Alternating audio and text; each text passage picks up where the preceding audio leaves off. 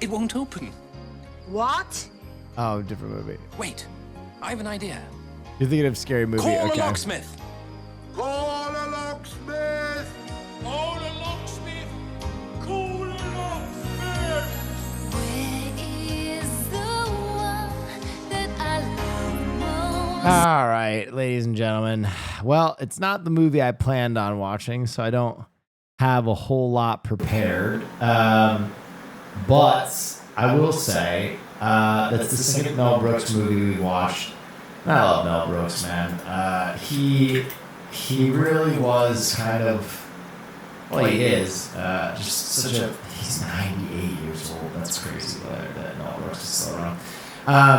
He really is one of the geniuses of slapstick comedy, and he maintained such a record of excellence there. And I think Young Frankenstein, Blazing Saddles, Spaceballs, The Producers, History of the World, and Robin Hood. Oh, there's an echo. My bad. Better. Sorry about that. I had it on movie volume. I think all of those movies that I just listed are very, very worth your time if you've never seen them.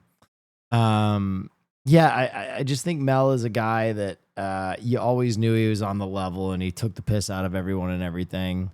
Mel Brooks and oh God, what's Martin Short's character? Jiminy Glick. The Jiminy Glick Mel Brooks interview is one of the funniest. It's so good. Anyway, Mel is great. And I highly recommend checking out his films. I've already kind of done a long diatribe when we watched Spaceballs. But it's interesting that he was like the parody movie guy. In case you don't know, the movie that you were watching was a hard parody of a movie called Prince of Thieves with Kevin Costner. So in case you don't know, this is the movie that it's parodying right here. And this is a movie that kind of got panned, and you can see the lot of similarities. Have I ever met Mel? No, I've definitely not met Mel.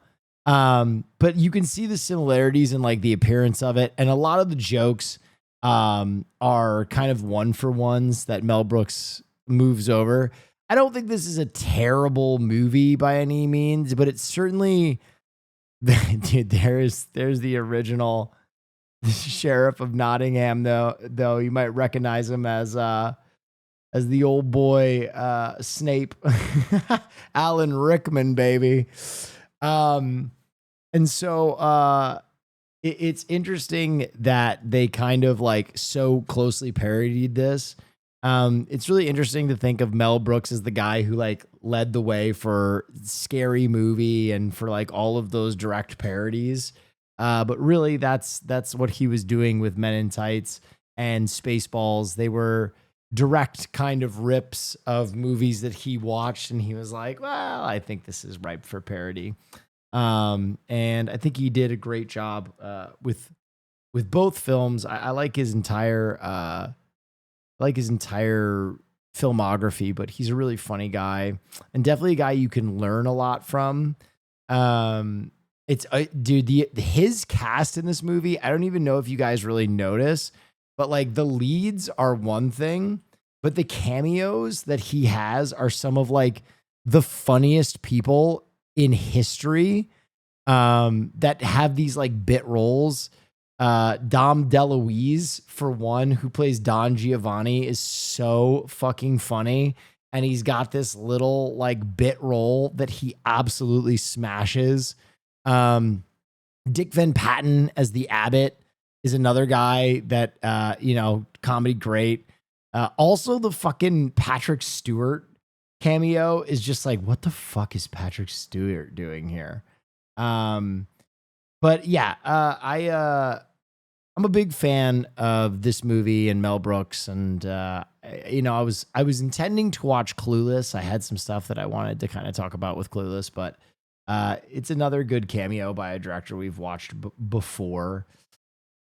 Despite not being written or directed by Mel Brooks, To Be or Not to Be is an amazing and hilarious movie with Brooks' name attached to it. Yeah.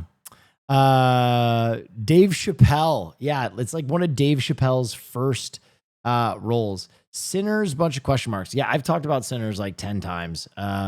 It's definitely a movie that got people back to the movie theater, which I'm excited about. I thought it was pretty good. I don't know if it's a 10. I gave it, I think, like an 8 out of 10.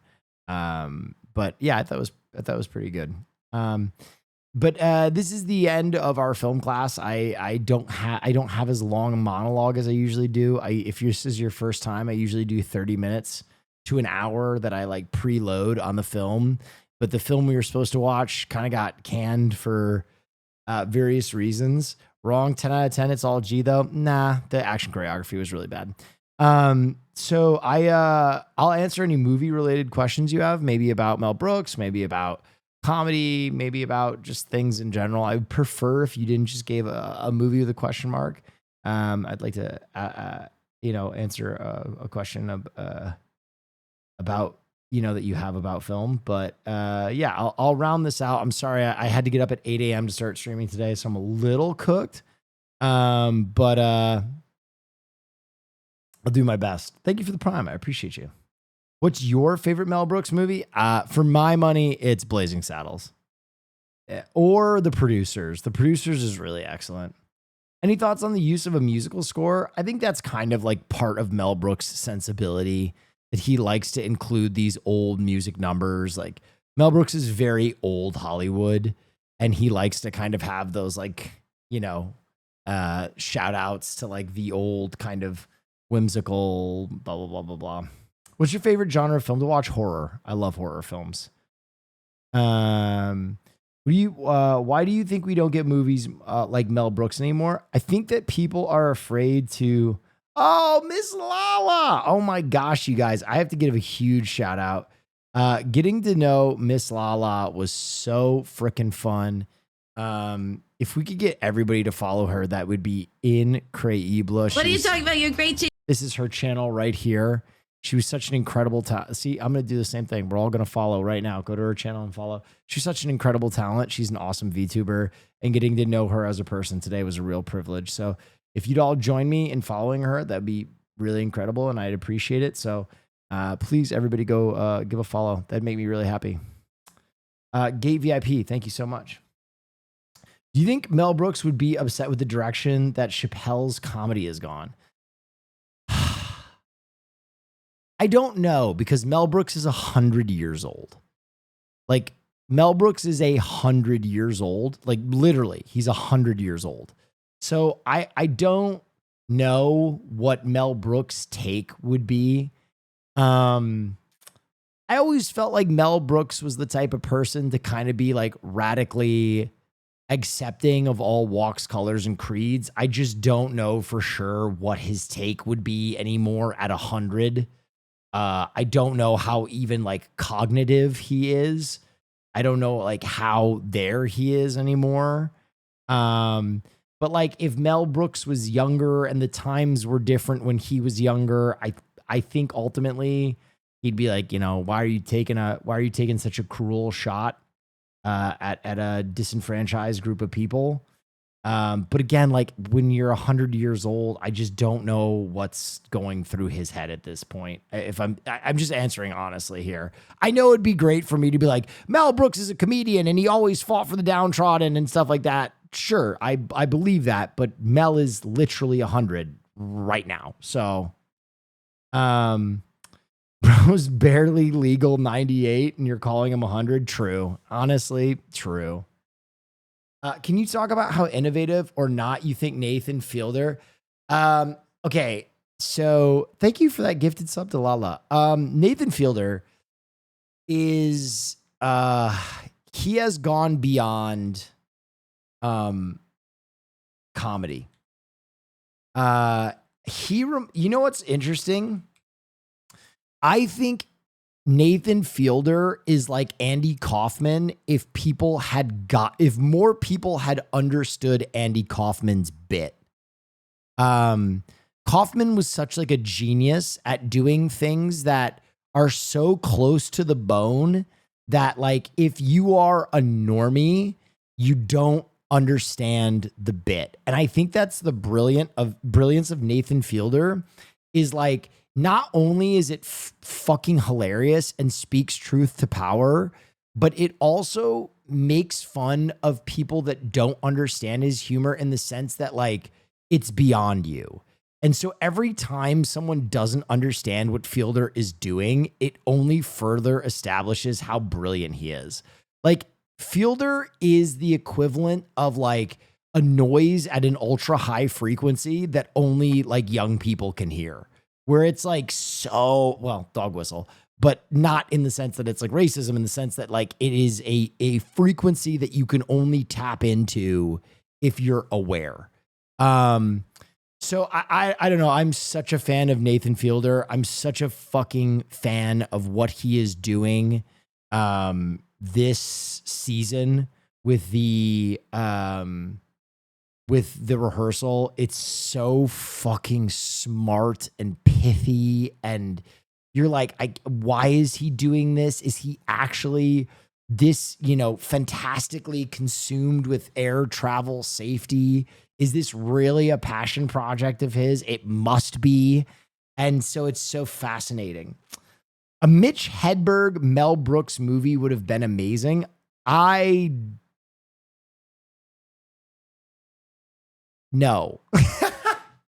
They're so different, bro. I don't know. I don't know why you would say that. Mitch was all about like super dry, stupid delivery. I mean, I can see like if Mitch wrote some of like the dialogue in a Mel movie, it would be good. But like, okay, just so you know, I love Mitch Hedberg. I love Mitch Hedberg. But Mitch is like famously one of the most stage fright suffering comedians of all time. Like the whole reason he wore blackout glasses is because being in front of an audience scared him so much. So Mitch, like on a movie set, just doesn't make sense to me. I mean, maybe, but like, here's what I'm saying. This is not like an obvious peanut butter and chocolate combination. This is like a carrots and ketchup combination where you're like, that works. You know what I mean? Like, it's like one of those combinations where you're like surprised that the flavor profile is so savory and delicious. If that makes any, like pickle juice and Coke. You know what I mean? Where people try it because they see it online and they're like, there's no way this works. And then you're like, all right, okay. But yeah, Mitch was, this is not me saying that Mitch was not funny. Mitch was very funny, but those two styles, I don't know if they gel. You're being hyperbolic with carrots and ketchup, right? No, it's actually low key kind of good. How do you think comedy ages in this movie and in general? I think this movie, I mean, I'll be honest, you probably have to really be woke of the day to be offended by this movie. There's some stuff that is a little dated, but like, I don't think anything in it is egregious. I've watched like kids movies from this time period that come off as way more cruel and dated than this. Like in Monster Squad, they're literally dropping the F slur, and that movie was like a Disney movie for kids. Like this has aged very well because it is so like lighthearted and fanciful and silly. It's still dated, but it's not like brutal. Comedy is interesting because I think when you're really making great comedy, you have to push a barrier, right? I'm not in the camp that like you have to be a fucking edgelord, but I think some level of shock is at the root of comedy. And so like there's always kind of like the comedy bad boy, SNL, Lampoon, Mad Magazine, I can't believe they did that moment. But some of those age better than others because some of them were just so base and like cruel and race related, where others were just like, that's really goofy. I think ultimately Mel was always in on the joke rather than being on the outside throwing stones. You know, I think Mel, if you look at it, was a lover of all and a hater of very few, and very self-aware and really took the piss out of himself. And so, I mean, I don't know. All comedy is not created equal, though. Any other film questions? Thank you so much for watching these nostalgic movies over the past few weeks. Our childhood clearly overlaps somehow. I mean, I've watched everything, so I'm definitely overlapping with you somewhere. Did you see the Final Destination and Weapons trailers? Both look good. Weapons looks way better than Final Destination, if I'm being honest. Weapons looks really good. Very much a hater of Nazis. Yeah, he really went out on a limb on that one. What did all the first-time viewers think? Yeah, that's a good question. What did all the first-time viewers think? I haven't heard you talk about costumes before. Would have been a great topic for Clueless. That's so funny you put the emote in, but there are any pieces that have really stuck with you. The costume. Okay, I'm going to tell you my favorite costumed film of all time, and it's not even close, and it won the Academy Award for costume design, and I'm pretty sure it was Jean-Paul Gaultier that did all the costumes for this. It was some designer. It's Fifth Element. It's not even close. The costumes in Fifth Element are fucking crazy, bro. It is absolutely, dude. Fifth Element is one of those movies, dude. Okay. If I can explain something to you, I hope this translates. Do you know when you make a character in a video game and you have a limited number of points to like make them good at things? And a lot of people will like balance across the board and give their character, it'll be like, oh, I'll give them a 7 out of 10 in every stat. Fifth Element is the complete opposite. He basically, when he made Fifth Element, it felt like he put all the points into certain things and other things got like no points. So it's a movie that like some things are so phenomenally like, what the fuck are you doing, Luc Besson? And other things are like, oh my God, it's the best. It's the best. And that's why it's like one of my favorite cult movies ever. It's so good. It's so good. It shouldn't work, but it does. It's so good. Growing up in a very Lutheran household, Mel Brooks found a way to really make religion something we can joke about. Yeah, he was very good about that. How much do you recommend or not a solo watching of Clueless? I think Clueless is one of the great comedies ever. I know people are going to get in my ass about that, but I would probably put Clueless in my top 20 comedies ever made. And I know some people are going to be so upset about that, but I really think it is a fucking goated film. It was Mean Girls before Mean Girls. It started Donald Faison's career, Paul Rudd's career, Alicia Silverstone's career, Brittany Murphy's career. The only thing in the movie that is so fucking strange, and I feel like Amy Heckerling had to have had a weird crush on her cousin. The only thing that is strange in this movie is the romantic lead is Alicia Silverstone's cousin. I don't know brother-in-law. I don't know why they do it. I don't know why Amy Heckerling decided, stepbrother. I don't know why she decides to do it. It's so strange. It's such a strange thing to throw in a movie that is so self-aware. But every time I watch it, I'm like, why? Why couldn't it have just been like a family friend or something? I don't know. It's a very strange decision, but the rest of the movie is really good. Also, if you grew up in the 90s, there's something so iconic about Clueless. Like it really taps into that like MTV era. And I'm going to be honest, this is the craziest thing. I mean this sincerely. I have seen 21-year-old girls this year wear the Alicia Silverstone Clueless intro outfit. This outfit right here is one of the most iconic film outfits ever. And I'm not talking about girls wearing it for Halloween. I'm talking about I see girls at like Coachella wearing Claire's outfit. This yellow fucking tartan jacket and skirt with the vest is like so good. Not attractive, you are high or you're bitter or something's wrong with you. I don't know. Whatever's wrong with you, fix it.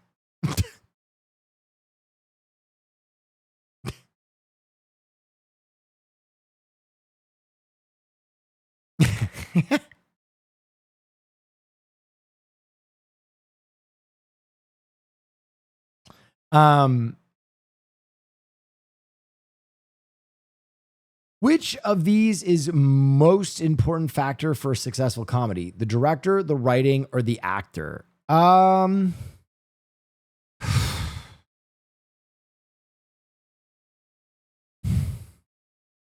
Honestly, the actor. I'm sorry. The funniest guys in the world can make anything funny. Period. The funniest guys in the world can make anything funny. Like, I would say of other films, it's the director or the writer. Comedy is all about who's delivering it. Real shit. Now, I think Mel Brooks adds a ton to that movie. But I think the greats take funny stuff and elevate it to a place where it's like, dude. But Mel does all three, right? He literally has Dom DeLuise, like he has some of the funniest guys ever in all of his movies. So it's not like he's not doing all three, but I would say that there are some very middling movies in terms of scripts that are like fucking iconic. The one that comes to mind for me, it's Jack Black's best movie. Is this movie, Saving Silverman. I think Saving Silverman has like a decent script, but it is elevated so fucking much by Steve Zahn and Jack Black. Steve Zahn and Jack Black are so fucking funny in this movie. I cannot get over how they like, I would say again, this is one of the best comedies I've ever seen.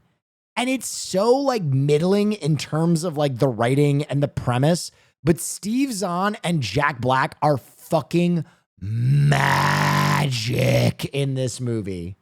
She got the wet to move me, Sherry, baby. Yeah. Bro, best line in the whole thing. He's like, Judith, she's evil. She's awful. She's the emperor. Yeah, but with way better tits.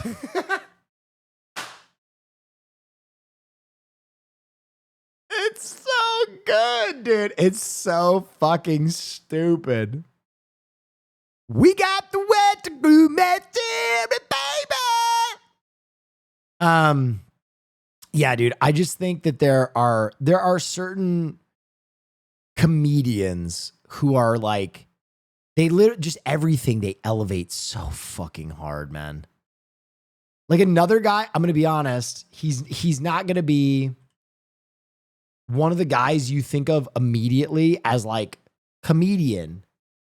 But Philip Seymour Hoffman, when he was trying to be funny, bro, in Along Came Polly, that scene where he's playing basketball is one of the funniest scenes I've ever seen.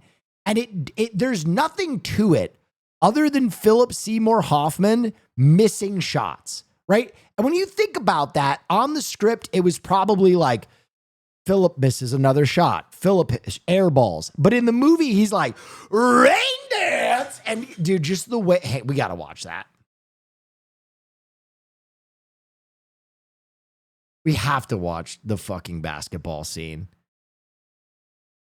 It's so, this is, Looks good. Let it rain! She looks good.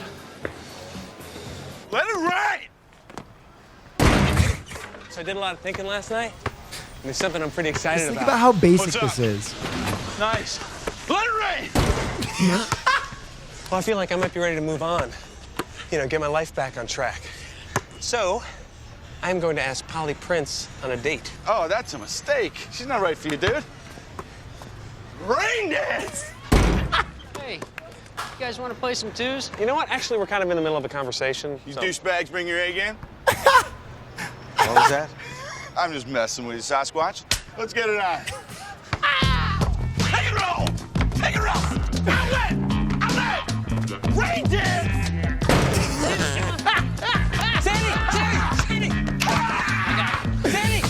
Sandy! White chocolate! Sandy! Raindrops! Old school! T! Time out. I'm burning. I'm burning. I'm burning. Time out. So why do you think Polly's so wrong I'm for me? burning. Time out. I'm burning. You don't even know this girl, Ruben. You haven't seen her since 7th grade.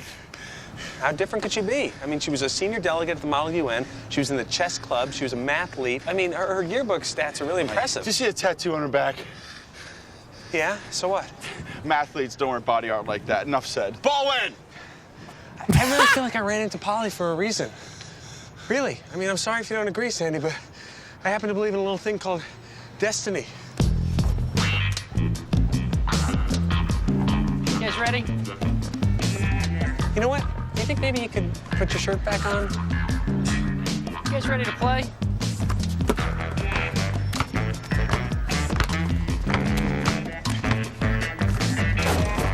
Good shot. Hey, can I have the ball for a second? Can I have the ball?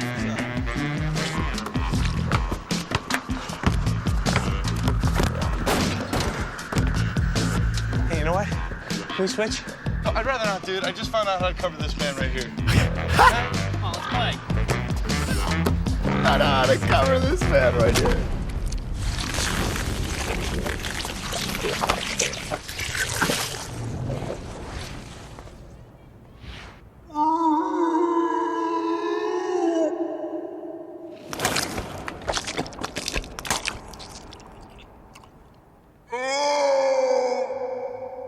So again, I just want to point something out. Like, I do think that the bit in this scene is funny, right? And this is the bit that they build to. This is the stock joke, right? They obviously took a long time to film this. This is the big payoff to this scene. But I still think it is infinitely less funny than Philip Seymour Hoffman just taking these throwaway lines. With Sasquatch? Let's get it on. Pick and roll! Outlet! Rain dance! Just that hard backboard every time.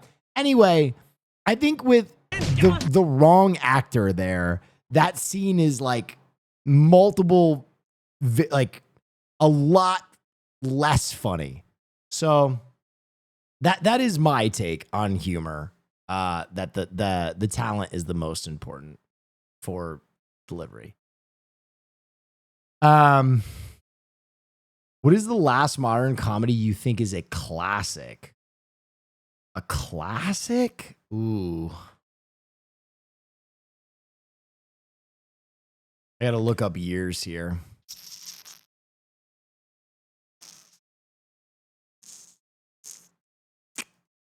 All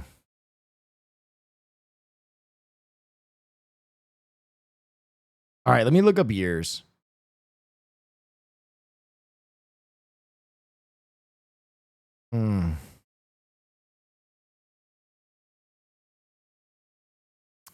I mean, super bad. I'm trying to think if there's anything after super bad. Old school, super bad, super troopers, Anchorman, Big Lebowski. There's something about Mary.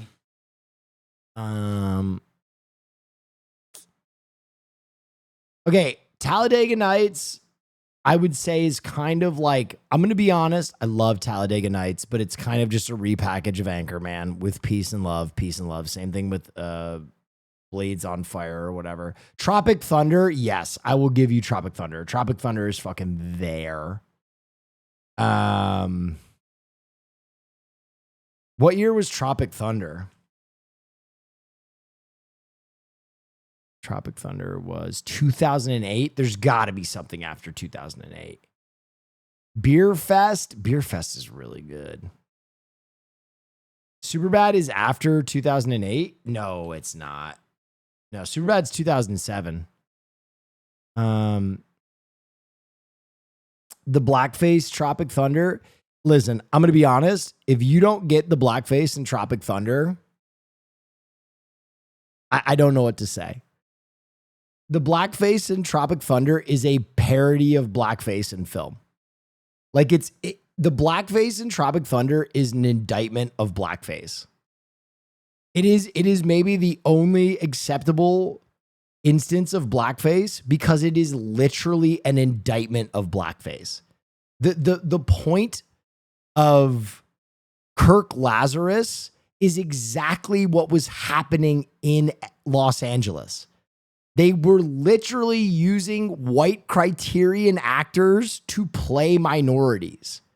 And so it was literally Ben Stiller being like, look at this problem of minorities being replaced in roles that they should get.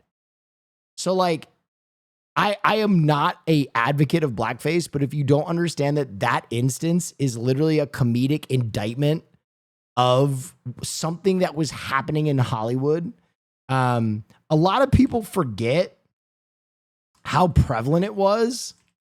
But like, I just want to point something out. Emma Stone played an Asian. Emma Stone played an Asian girl in a movie. Like it was something that was everywhere. Do you mean was? I don't remember the last time we had a white person play a minority. You got to look back probably at least 10 years now. But it certainly was a big Cloud Atlas. When did Cloud Atlas come out? Ghost in the Shell. Ghost in the Shell, I'm going to be honest, it was a really shitty decision for Scarlett Johansson to play the Major. But there is like the whole debate, like the Major is a robot and could pick any blah, blah, blah, blah, blah, blah, blah, blah, blah. I don't really care. I think it should have been an Asian actress, but at least that one I can be like, all right, whatever. But I think it was a bad decision, but I at least see like the logical thread. They can at least make it. The Nice Guys?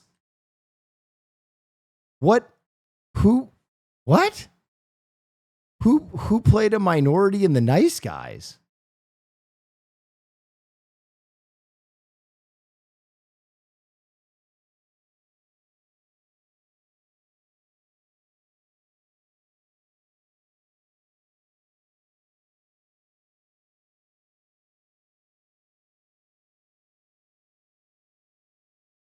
Oh, that's for the comedies. Oh, I was like, what? I was like, I do not remember that in The Nice Guys. What the fuck? No, Nice Guys.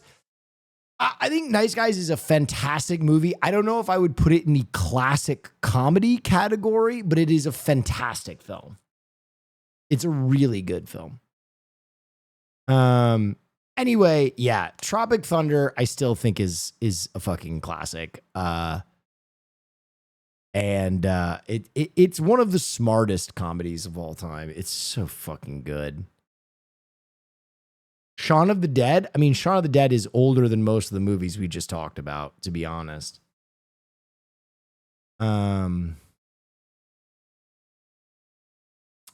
So a truly funny actor can really elevate and even save a comedy with mediocre script direction. What about the inverse? Can you recall any movies that had a lot of potential, but the wrong actor or delivery? Oh, oof. It's harder to remember bad films. I'll be honest. It's harder to remember films that just suck. Trying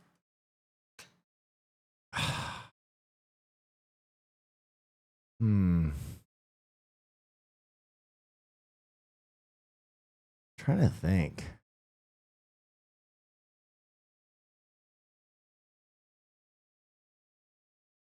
That's a hard one for me. I'd have to think about it. Chef? I like Chef. How do you feel about Adam Sandler? I think when Adam Sandler isn't phoning in a movie for money, he's really good.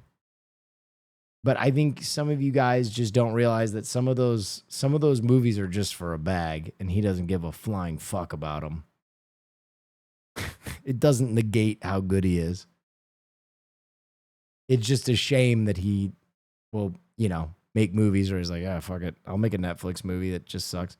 Which ones? Oh my God, dude. Come on.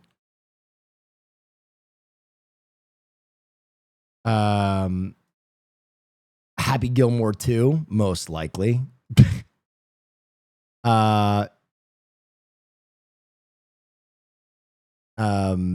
Jack and Jill.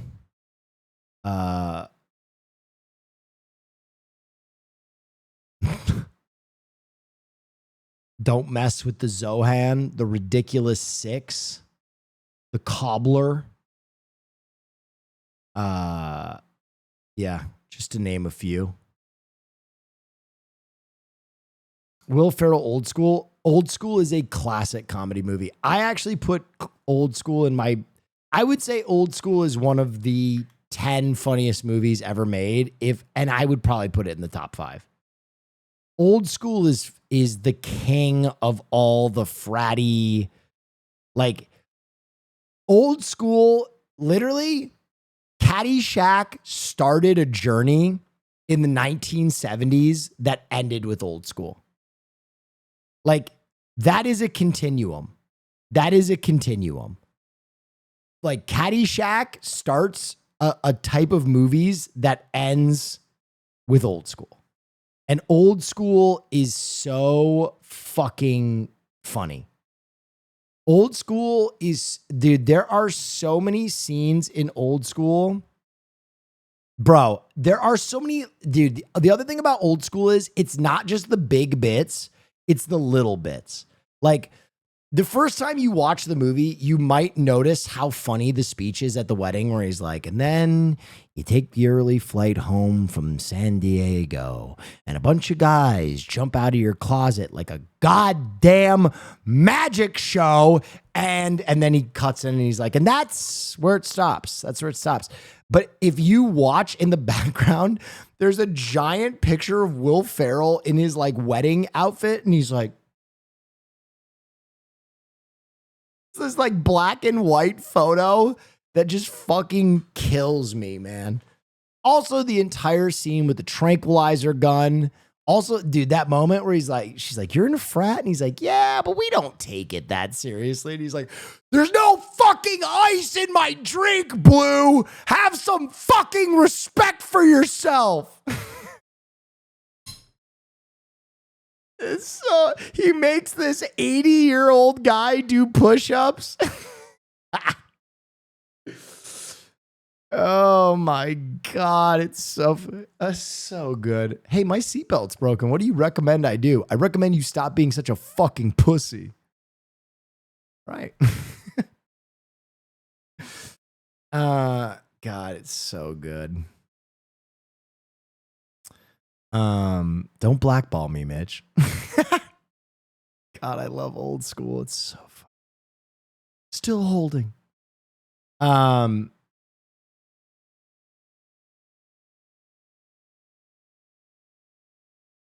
you crazy, man? I love you, but you're crazy.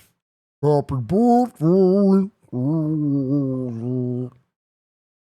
His cameo in Wedding Crashers. Yeah. You have no idea how close you came to getting nunchucked. Dude, the best line in that is he's like, I got a new angle. Yeah, what is it? Weddings are old hat, man. I go to funerals. Funerals. Yes. The women there are horny. Horny. Crazy horny. I'm hang gliding. I'm dead. What an idiot. What a loser.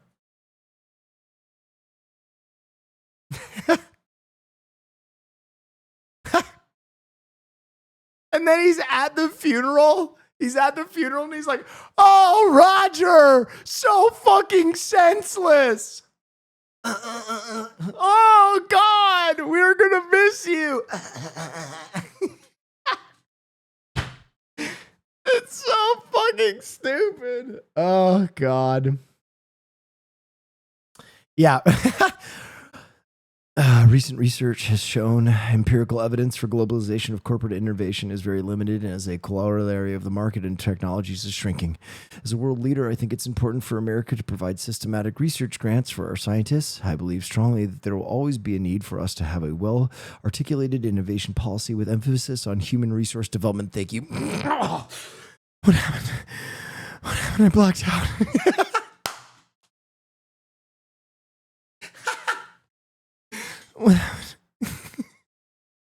It's so fucking good, man. God.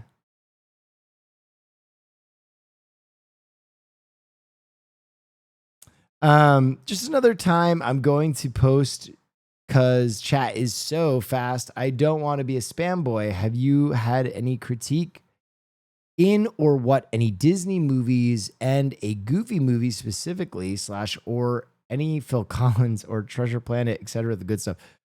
What is your question, Bard Tales? Just another time I'm going to post because chat is so fast. I don't want to spam. Have you had any critique in or what?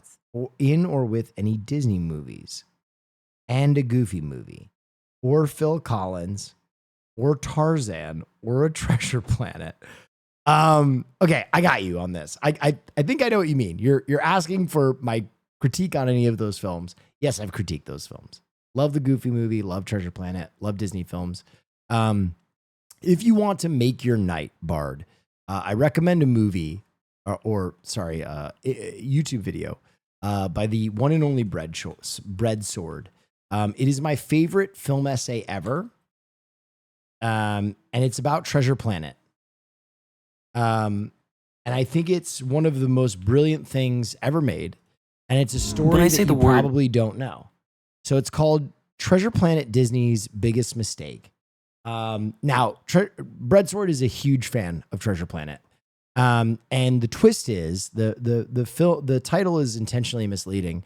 There's pretty good evidence that Treasure Planet was made in such a way that Disney used Treasure Planet as a scapegoat to kill its hand-drawn animation department. And it's one of the saddest stories ever because you guys are feeling the direct effect of that in the year 2025, where you can only get fucking CGI bullshit remakes of fart-ass projects. And basically, what happened was Treasure Planet was a film that was a remake of a story called Treasure Island. If you've never heard of it, I highly recommend you read it. It's like one of the great little short stories that inspired a bunch of people and is a great children's story. But John Musker and Ron Clemens, who did Aladdin, and I think they did like The Little Mermaid or something else like that, Hercules. They had wanted to make this movie for a long time, and they lobbied for Disney to do it, and they lobbied and they lobbied and they lobbied, and Disney was like, we don't want to make a Treasure Island movie. We don't want to make a Treasure Island movie. Go fuck yourself, eat shit, die. And then they made like 3 hit Disney movies, and Disney finally had to acquiesce. But the cost of hand-drawn animation, they did not like, and they did not like how long hand-drawn animation took compared to digital features. So they basically planned this movie to fail from Jump Street, and they did everything they could to make it fail, including, but not limited to, and at the very end, they basically assigned one of the smallest marketing budgets a Disney film has ever had, and then they planned to release it the same weekend as the first Harry Potter movie, which basically a blind child could have told you was going to be one of the most successful films of all time.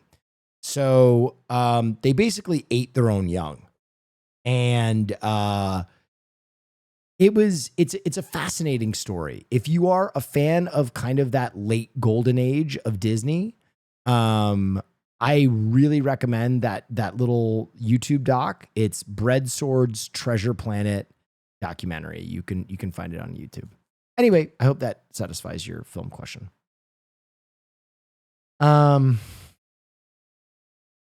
Old School is one of my uncle's favorite movies. It's really funny.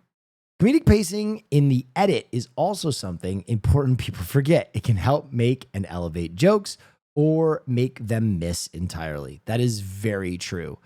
Timing is very, very important to comedy, and the actor can only do the timing that makes it into the film. It's very much up to the editor to stay faithful to the timing of the comedian or elevate it.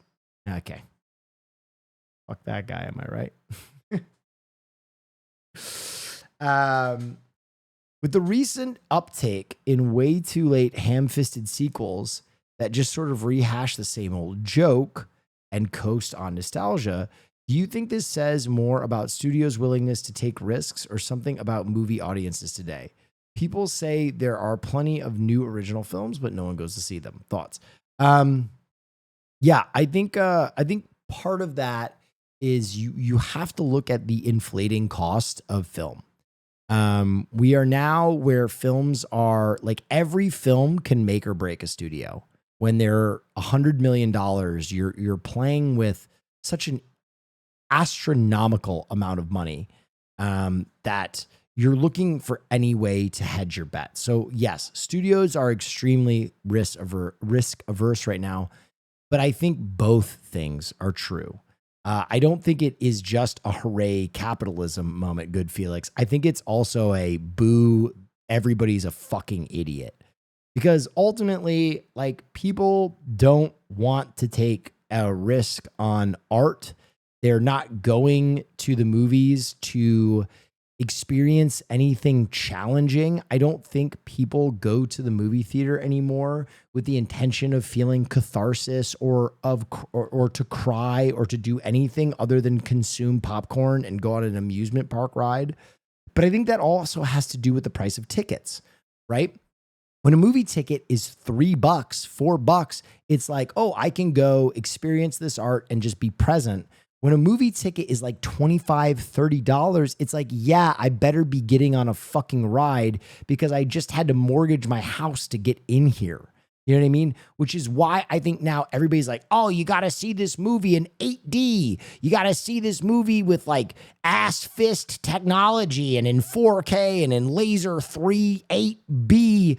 It's like people want that experience because you're already paying such an astronomical amount.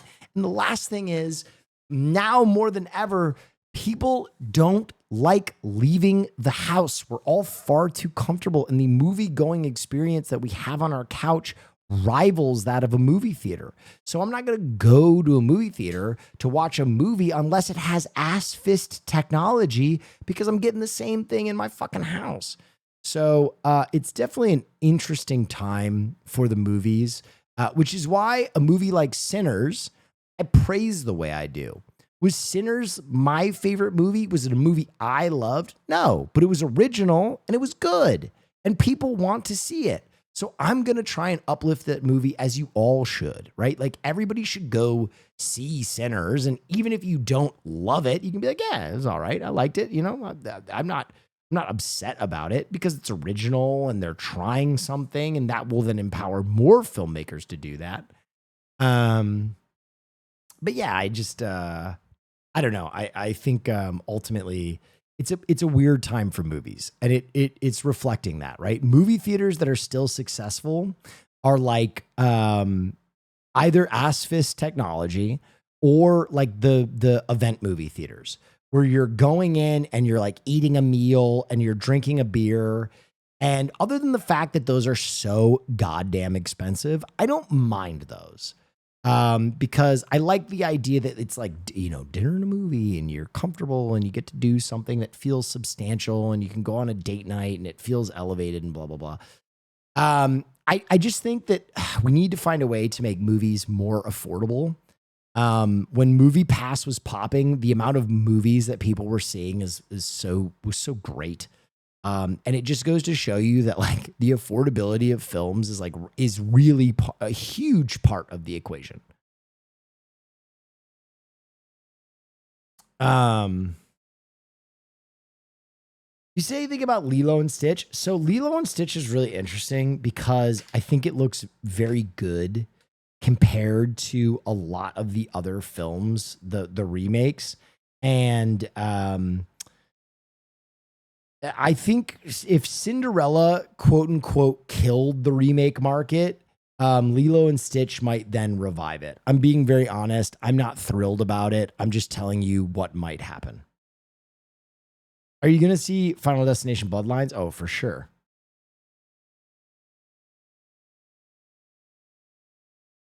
I got a pass, so see a ton of movies. Yeah. I don't know, man. You can still get that. My friends and supporters of Football Soccer Club just organized a movie night in an independent cinema for over 180 people. Yeah, I mean, the question is never what are the coolest and most innovative people in society doing. That are not who create these problems. You know what I mean? I'm sure it's not the coolest, funnest, youngest, most outgoing people that are, you know, contributing massively to global warming or pollution either. It is a mass problem. And when you talk about the industry of film, you're not talking about a problem for like avid moviegoers or people that are working hard to preserve art. It's the masses, because that's who they are losing in those margins. You know what I mean? So yeah. What's your take on the upcoming MCU and upcoming Thunderbolts? I'm going to be honest. Thunderbolts and Fantastic Four look really good. I think it will renew Marvel. I think Marvel, it's so interesting. Everybody is always like, dude, Marvel is dead. And then they're like, Marvel is back. And then they're like, Marvel is dead. And then they're like, Marvel is back. I know a lot of people are saying Marvel is dead. I think Marvel will be back. Thunderbolts and Fantastic Four, I think, are going to absolutely slap. And then the Age of Ultron, or not Age of Ultron, the Galactus plot line will play out and be really good. And then they just kind of announced who the next big bad is. And I think that is where Marvel is really going to die, or at least have a hard time coming back as much as it did. The next big bad is Annihilus. And I just don't know if they have the gas or the storytelling acumen to like the next arc. So we're talking, this is, guys, no. This is the next arc. Okay. This is post Galactus and Doom. So think like 7 years from now. 5 years from now. That next arc, I think Marvel is going to have to have to make some hard decisions at that point. So we'll see. We will all be dead. It's a crazy thought. Am I just old and crabby thinking movies these days are soulless? Yeah, I'm going to be honest. You're old.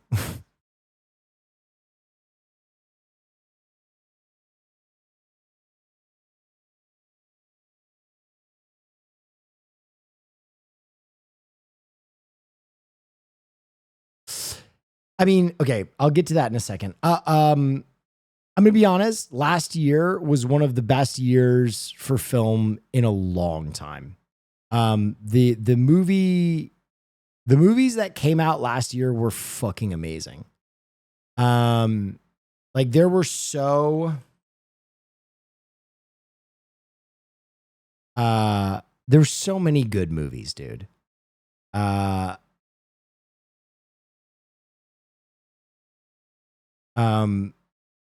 Dune Part 2, The Substance, Anora, I'm Still Here, Conclave.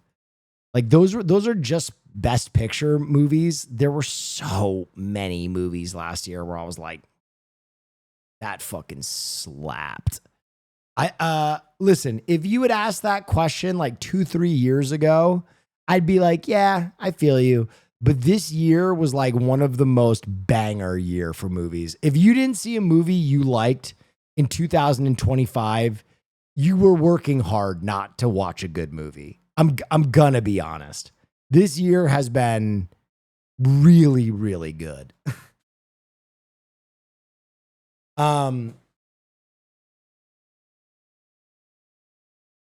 Love and Respect, I think he was calling out kids' movies. Oh. I mean, yeah. I think as you get older, kids' movies lose their appeal.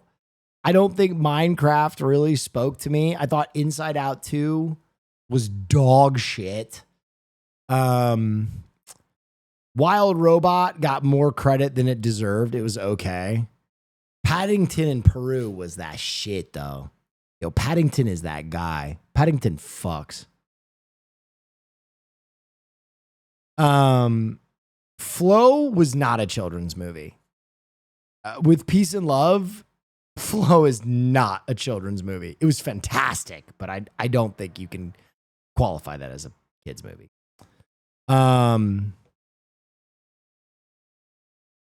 Neff's news postponed till next week.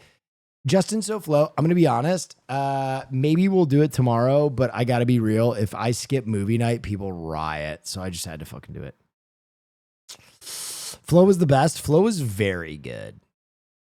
I don't really watch movies except for with you on stream. I like thrillers. One of my favorites is Enemy with Jake Gyllenhaal. What's the number one movie you recommend I watch? Thrillers? Ooh.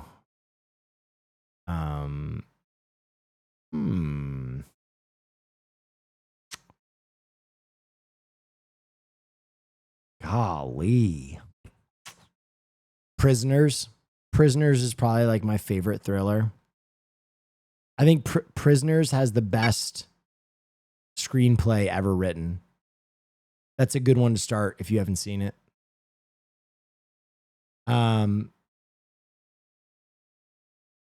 That's Denis. That is Denis. Blink Twice was my favorite movie of 2024. Really? That's crazy. I mean, I liked Blink Twice. I liked Blink Twice. I thought it was really interesting. I thought there were certain parts of it that I was like, what? It was also a lot. Blink Twice was a lot. Even I was like, ooh, oh, we're going there. It was good. It was a fine film. I think certain things just didn't work for me. like what was it? Like the flower makes you forget and the snake venom makes you remember. It's like, oh, that's fucking convenient. But yeah, it was all right. It was good.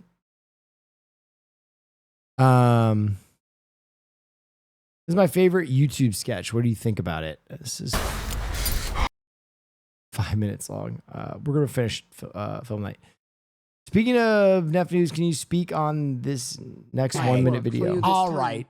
Listen. Get into the issue of whether or not this is a good or a bad thing. Listen, I asked the question, and I'm not the only one who asked the question. Chinese scientists asked the same fucking question. Okay? I'm not saying that people want to physically fuck Gorillas, I'm sure there are people like that, not me.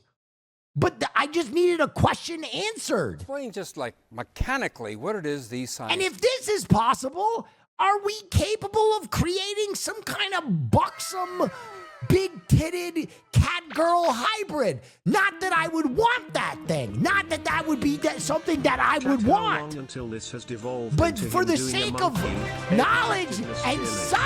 science, don't cut me off! I'm asking the real questions here! They're trying to silence me! Dude, how fucking cool. Listen, obviously this is, all very hypothetical and scary and dangerous, but what if they made a fucking Bigfoot? What if all the legends of the Bigfoot came true and there was some kind of Sasquatch running around Hunan? You know what I mean? I would be into that. That'd be kind of cool. That'd be kind of neat. Why do they do this? Many people are curious about why science would do such a radical thing. To answer that question, we have to get to really what is the ultimate purpose of this kind of experiment? I think he wants to fuck a Bigfoot or something. That's already a clip. I don't want to fuck a Bigfoot. What is the ultimate purpose? Yeah, what is the purpose? God, he's going to tell us. The ultimate purpose is to learn how to better get to the point where we can grow cat girls, transplanted human organs. Transplantable human organs. That's what I thought. We all thought that. Stock animals like sheep or pigs. There is a drastic shortage of organs for transplantation in the United States and worldwide. In fact, in the United States, about 18 people every day die while waiting for an organ on the organ wait list. So there has to be radical strategies to ease that shortage and to help. I want to make something very clear, by the way. Bigfoot, apes, gorillas, not attracted to, okay? No word. But if you had ethically sourced cat girls, I know I'm not the only one who would be tested. I know I'm not the only one whose faith would be tested. Bro, I want to be a cat girl. See? I'm not the only one whose faith would be tested. It would be a real ethical dilemma for me if there were big, buxom, bouncy cat girls running around. Why do you keep saying buxom? Because if science is going to engineer a cat girl, he's going to give her fat titties too, okay? If we're going full Frankenstein, you know these cat girls are going to be buxom, man. Quit acting like I'm crazy. I need a drink. Family-friendly streamer. Someone's grandma is having a fucking stroke right now. We just have to have a better understanding of how to overcome what's called the xenobarrier, the barrier between human species and non-human species. And to better learn that, we have to work with a species that's much closer to human beings, which would be the monkey. Professor, Professor, this is a crime against God. To learn about how human cells can interact with non-human cells at a very early stage before implantation. Professor, as we mentioned, these embryos with these monkey embryos. Yes.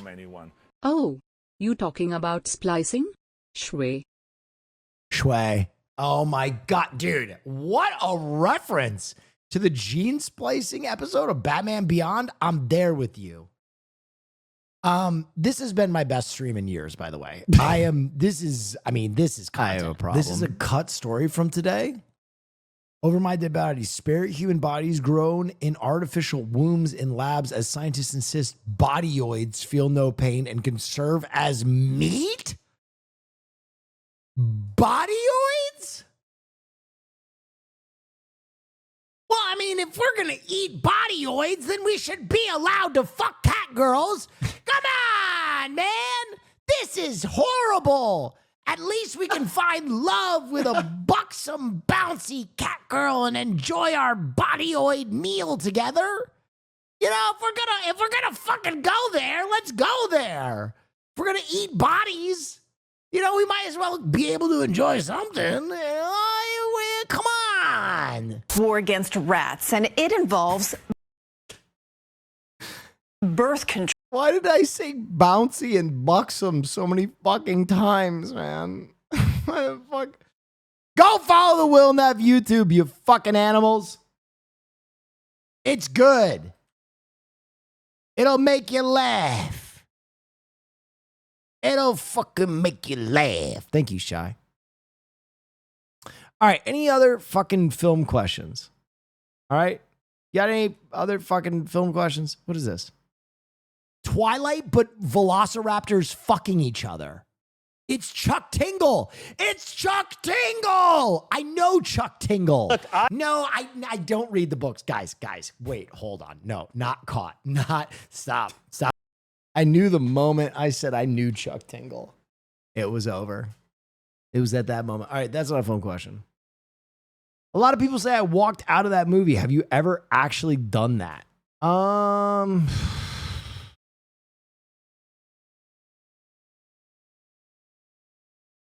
Yeah.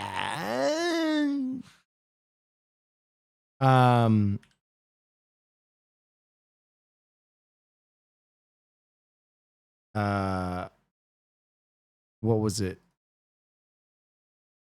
I think I left with like 10 minutes left.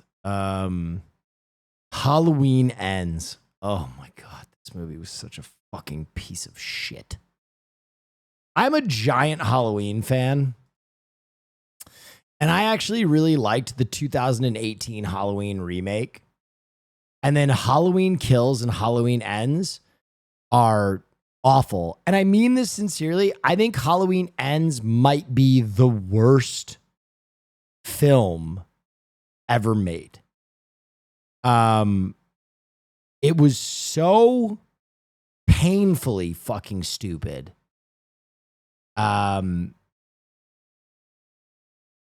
I hated it. Every second of it, it was all I could do. The entire movie I watched like this.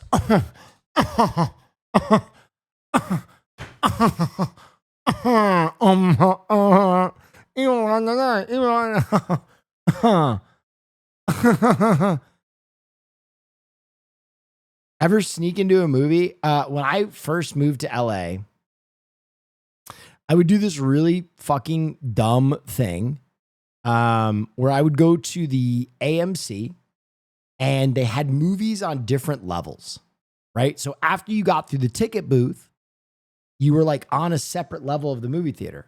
And I would watch the movie that I was there for, and then I would wait for one of the other movies to start, like in the bathroom on my phone, and then I would just go into another movie.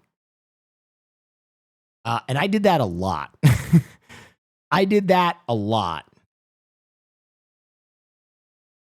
Will tell us how to set up.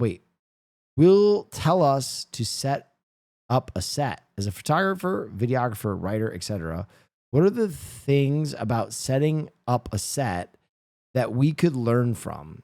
Something that could help us set up a real feature, not just as we see it, but also the insights around it, as in warehouse and materials and types of people to contract, etc., etc. That is one of the most difficult to answer questions. That is like filmmaking. That's not a 101. That's like a 5th year film class. That's like Rolodex questions. The first thing I would say is the best set is always a real set. Some of the greatest movies have really great location scouts. I think location scouting is infinitely more feasible to do on an indie project than is building and contracting a set. I just don't think on an indie project you're gonna have the resources to hire a real set designer. Peace and love. We're all adults. You guys can hear this. Me building a set in my stream room, just a streaming set, and like the Kai Cenat sets and stuff like that, just know that that's like tens of thousands of dollars. Like that shit is fucking expensive. So if you're making an indie project, like I don't I don't know if that information will help you. Set design is very, very expensive. Very expensive. So I would always lean towards location scouting. The movie I would point you to that I think you can learn from is The Cabinet of Dr. Caligari, which is, you're going to look at it and be like, I don't understand. But I think one thing you can do is like kind of have these really fun, stylized, forced perspective type sets. And like, you can make this set wherever you are. Like, these are very stylized sets. But I think it starts with a Caligari. Like, if you're trying to do surrealism, and then you can go all the way to someone like Wes Anderson, where like he's not building sets per se, but he's really good at like framing things. And something about like how symmetrical he frames things make that like elevate them. He's another guy that you can watch his work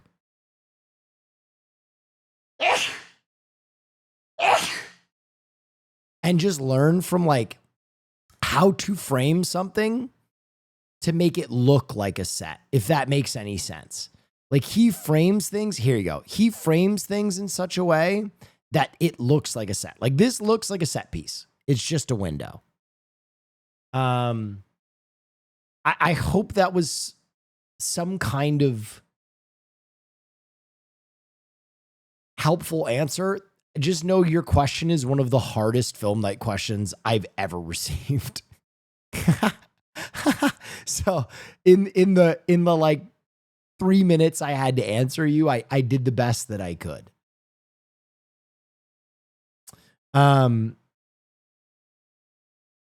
Do you have any thoughts on theatrical re-release of Star Wars Revenge of the Sith doing so well in theaters? And do you think it might change Disney's mind going so heavy on TV shows?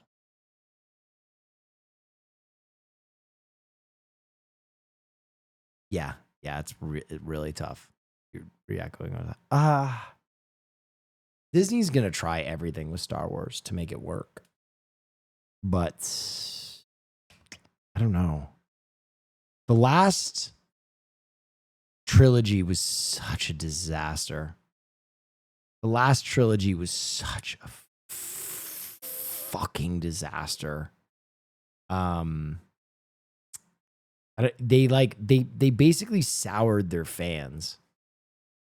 Alerts and overlays are still off? No, they're not. Only on the reaction screen. It's just my webcam is off, and then everything else is on. There you go. Chat is off too. There you go. Thank you, though, Hoss. I did have those off. Appreciate you. I don't understand people's obsession with Andor. It bores me. I think, honestly, it's like a light at the end of the tunnel for Star Wars fans that have been so violently disenfranchised by their IP. Some Oscar voters have said they just press play on their screeners app to satisfy the viewing requirements.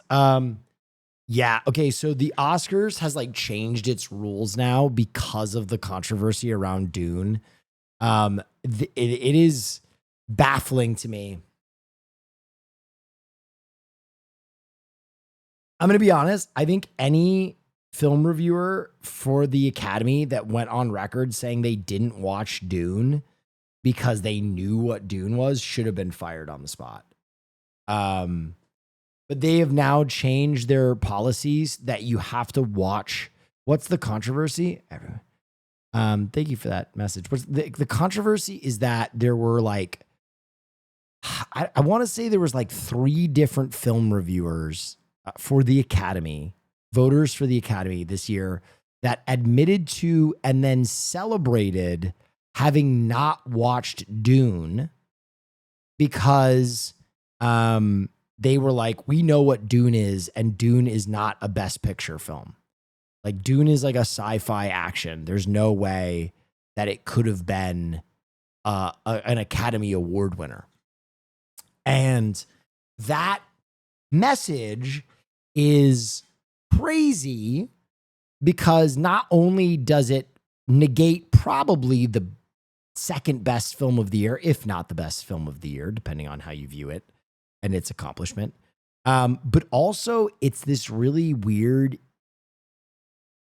it kind of indicts the entire Oscars process that there might be a large number of Academy voters who never watched some of the films. Like, when you think about Best Picture nominees, there are other movies in other years that maybe got passed up on because people didn't watch them because they're like, oh, that is not an Academy Award film, even though it was nominated, which is fucking crazy, including the first Dune in 2022. Right? Like, there's so many movies that I can think of. Thank you for asking me to show Hole. Thank you. I appreciate that. There's so many movies that I can think of that might have been criminally overlooked because the Academy was like, nah, that's not an Academy film. That's not something that's good. Which is so fucking crazy. That's crazy. That's crazy. So now the Academy has made a change that, like, you are required to watch all the nominees before you vote in a category, which I think is smart and worthwhile. Thank you for that, Prime. Didn't some people say they didn't see The Brutalist because it was too long as well? That was me. I don't know if Academy members said that, but I'd believe it. But again, I'm not an Academy voter, so that's okay. Do you think comedy is in a drought right now? I haven't seen a comedy in a while that really fucking shattered me. I mean, The Unbearable Weight of Massive Talent was so funny, but that was, I think that's like 2 years ago.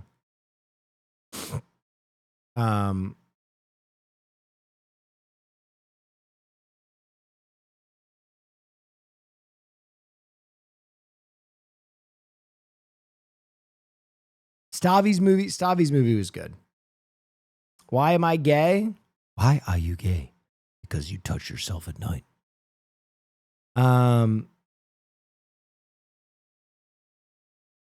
Anyway, that's we're at midnight. That's 5 hours plus. That's film night. That's it. I hope you enjoyed. I hope I made you laugh. I hope you maybe you learned something. I don't fucking know. I try my fucking best. Maybe you learned something. Maybe you didn't. I can't be responsible. But I just want to say thank you for showing up every night. I appreciate you.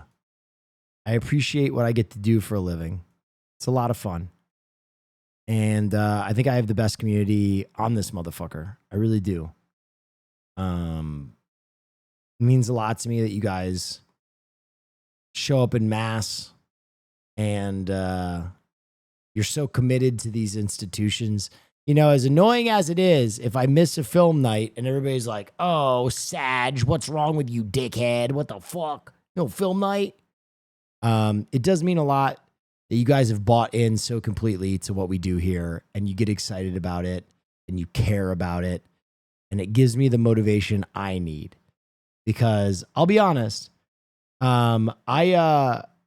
After, my long stream this morning, I was gassed. I woke up at 8 a.m. to make content. And when I got home, there was no way I was going to go live. I was like, fuck that shit. Fuck that shit. And then all you guys showed up in the Discord and you were like, yo, what's going on with film night? And I saw it and I was like, I gotta pull my dick together. I gotta fucking pull my shit together. All 30K of us? Yeah, man. Tell me about it. Tug it? Jesus Christ. To completion. Oh, okay, guys. I'm trying to be fucking magnanimous for a second, you pricks. Jesus Christ. Shut the fuck up. Shut the fuck up and let me be nice to you, you fucking idiots.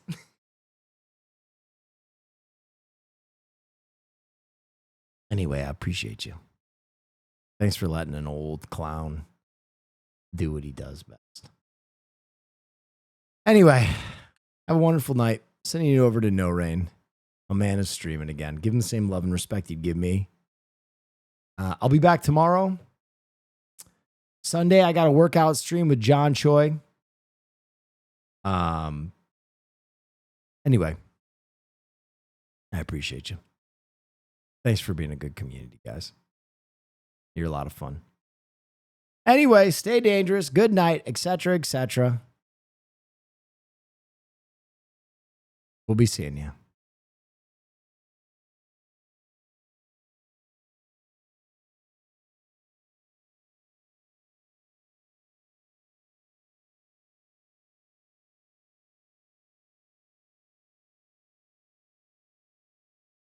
I'm muted? Ah, fuck, my music was muted. Get the fuck out of here. Leave me alone. I'm an old man, you fucking degenerates. I need to talk to you? All right, text me right now, Marsh. Ah, fuck you, Hoss. Fuck you. Suck my balls.